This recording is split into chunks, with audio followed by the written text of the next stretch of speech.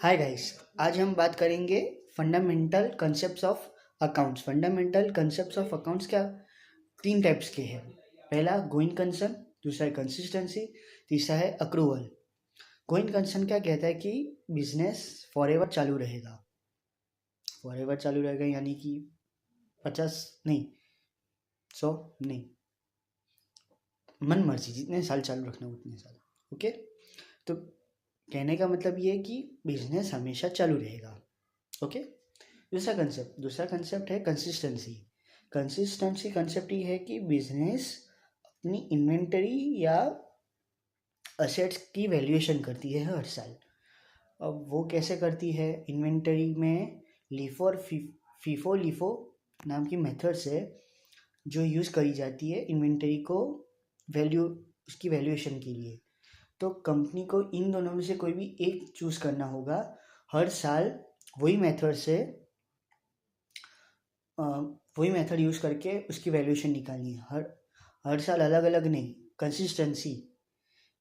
Consistency का मतलब ये है कि हर साल वो मतलब वही की वही चीज़ दोबारा रेगुलरली, समझे?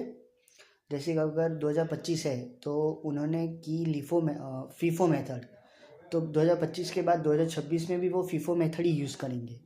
ऐसा क्यों? क्योंकि प्रॉफिट्स का असर होता है इसमें। अगर हम फीफो इस साल करते हैं यानी 2025 में, तो हमारा प्रॉफिट आया कुछ 5 लाख।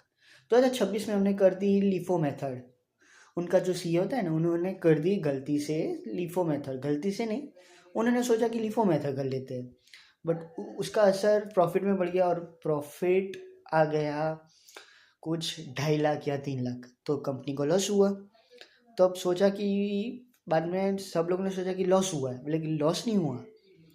वैल्यूएशन गलत हो गई, वैल्यूएशन की मेथड गलत यूज़ की, उसकी वजह से ये उल्टा सुल्टा हो गया। समझे? तो कंसिस्टेंसी कंसेप्ट ये कहता है कि हर साल वही मेथड यूज़ करनी चाहिए जो पिछले साल की गई है। तीसरा कंसेप्ट अक्रूवल कंसेप्ट ये कहता है कि हमें इनकम,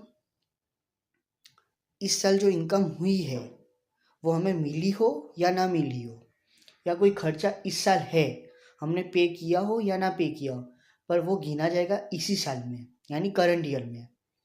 जैसे कि अब मैंने कहा कि मेरा 50,000 का खर्चा है, बट मैंने पे नहीं किया और मैंने अगले साल किया, सॉरी, तो वो इसी साल का गिनाएगा, नेक्स्ट ईयर का नहीं गिना जाएगा। ओके।